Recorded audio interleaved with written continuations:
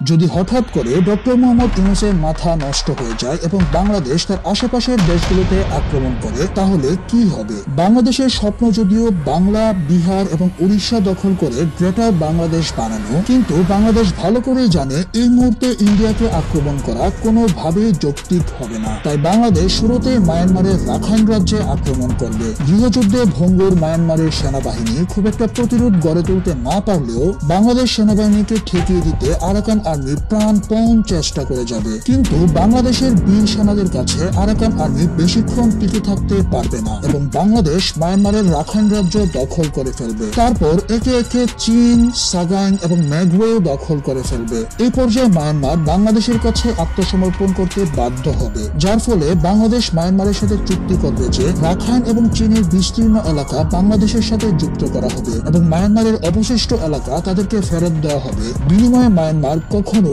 চীন এবং রাখাইনকে নিজেদের বলে দাবি করতে পারবে না। তারপর বাংলাদেশ চীন এবং রাখাইনকে বাংলাদেশের বিভাগ হিসেবে ঘোষণা করে সেখানে রোহিঙ্গা জনগোষ্ঠীকে স্থানান্তর করবে। এই পর্যায়ে বাংলাদেশ গ্রেটার বাংলাদেশ পরিকল্পনায় ফেরত যাবে, কিন্তু সেটা পার্ট 2 তে ব্যাখ্যা করা হবে। পার্ট 2 দেখতে চাইলে ভিডিওতে লাইক দেওয়ার পর কমেন্ট করে আমাকে জানান তো।